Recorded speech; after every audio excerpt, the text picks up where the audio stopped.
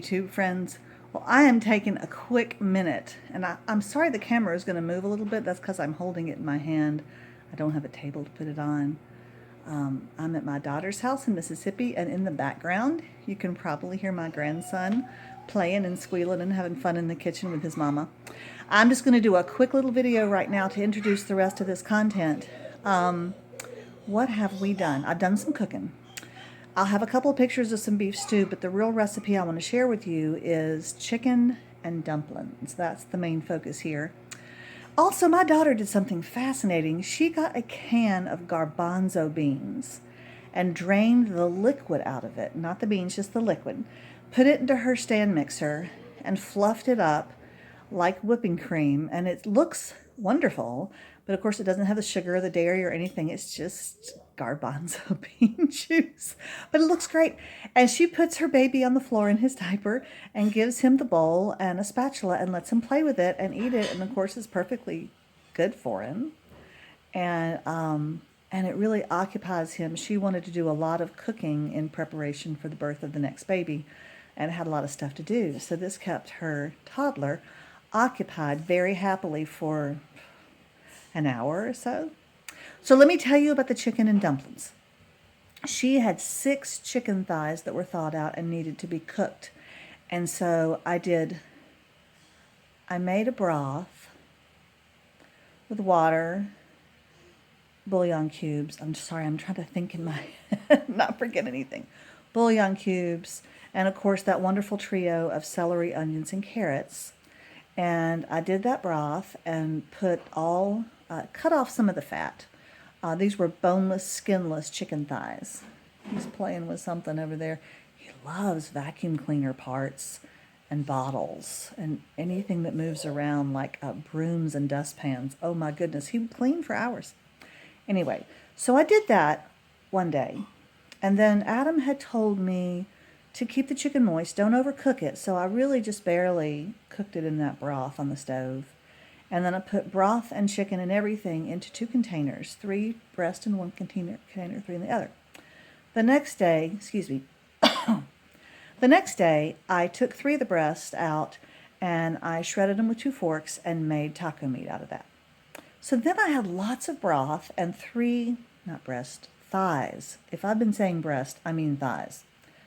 I took the other 3 thighs and decided I would make chicken and dumplings, which I've never made before, okay?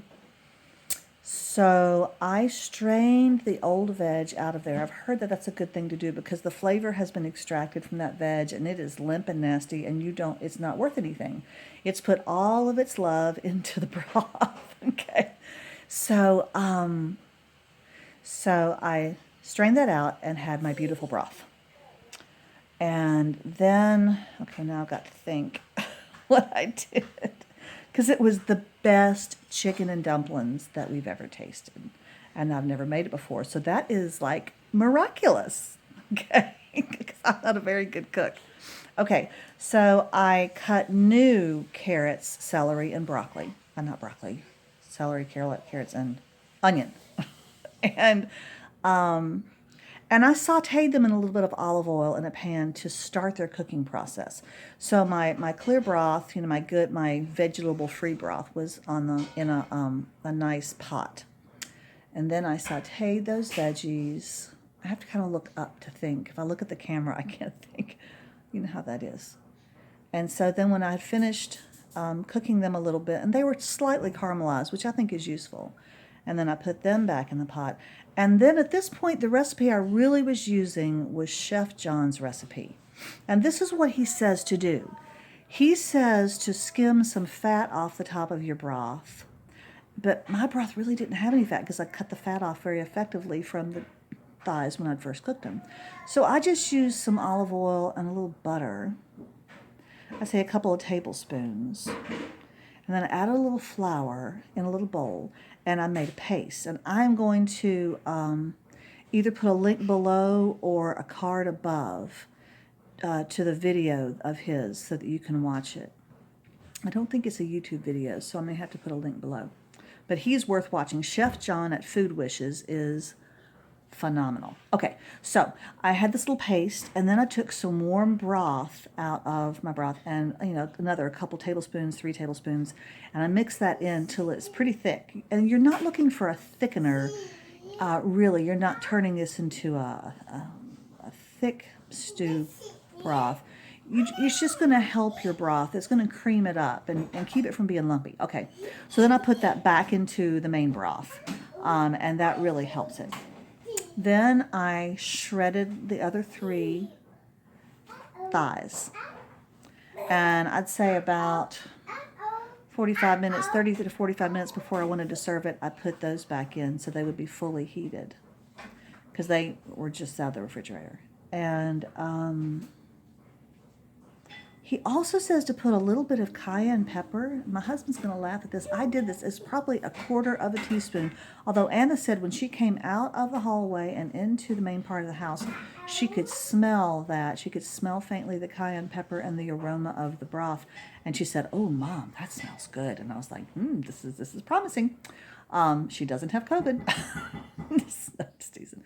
So, and salt and pepper too to taste. We didn't have to put any additional salt or pepper on it. Okay, so then everything is in there. And then I made my dumplings according to Chef John's recipe. Now, I did dumplings. These are balls, basically spoonfuls of biscuit dough. Some people do more plain dumplings. Some people roll out their dumplings. I really like this way of doing it. These are big round dumplings. They're balls of dough that sit on top of your broth. You don't stir them in. You plop them on top, put a lid on it, and leave it. So his recipe is fascinating. He starts with like a really big dollop, I'd say about a quarter cup maybe, of sour cream. Pours a little milk in, I'd say probably again about a quarter cup. And then adds 2 eggs. And I was like, man, that's a lot of liquid. So you whisk that up together with a fork. And I'm just doing this like in a little bowl or a Pyrex. And then he uses self-rising flour. I made my own by using flour. I'd say he probably used about 1.5 cups or 2 cups. You don't want this to be dry. This needs to have some moistness. This would be like a drop biscuit consistency where you can't roll it out because it's too sticky. And so anyway, flour, baking powder, and salt is all you need to make your own self-rising flour. You can look that up. And so you dump that on top of the egg mixture, and you mix it in with a fork lightly. Do not overmix. If you still have patches of flour and patches of moist, that's perfect. You don't have to mess with it on a counter. You don't have to fiddle with it with your fingers, really. So you want your broth, your chicken broth mixture, to be bubbling, not boiling. It should be simmering, but you should see it bubbling on the top. It can't just be steaming. Okay, and when you have about 15 minutes till you want to eat this stuff, you take a large spoon, like a tablespoon of the biscuit mix, and you plop it on top, and get it off the spoon and do the next one. You should be able to get about 8 of them on top. Okay, and it should fill the top. And then now you could also put wine in your broth. I think somebody did that. I didn't do that. I just kind of forgot. But I don't know. It was so perfect as it was. I don't think I want one.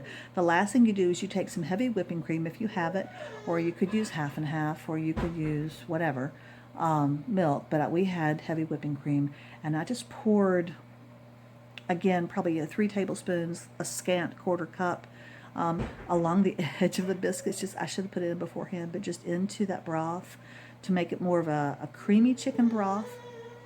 And then you put a lid on it, because this should be a good, stovetop casserole that you're using. And you let it cook. I'd say not low, but yeah, that simmer. But you don't want it boiling over, so you could crack the pot open a little bit.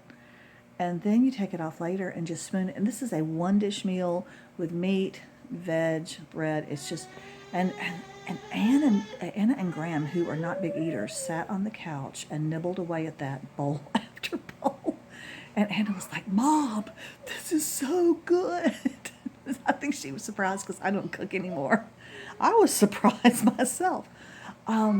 Anyway, So that's the recipe. I'm going to have some pictures and video of it, and you can look along. But I would strongly encourage you in January and February, when you need some comfort food, to do this.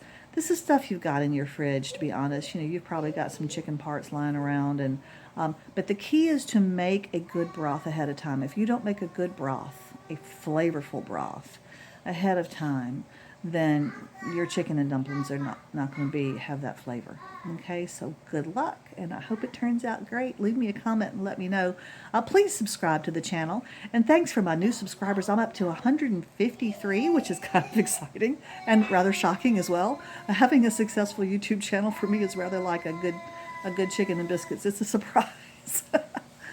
Like you guys, take care, and I'll update you more from Mississippi later. Bye.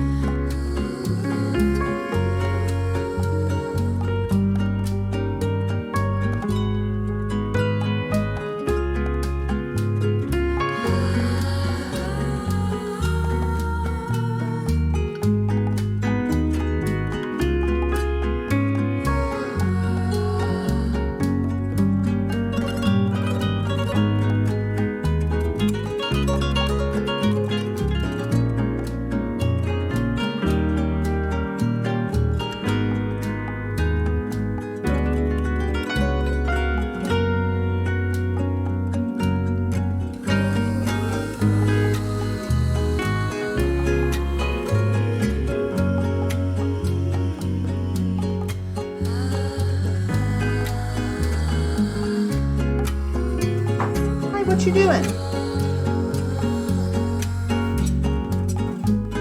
Playing with some garbanzo bean fluff?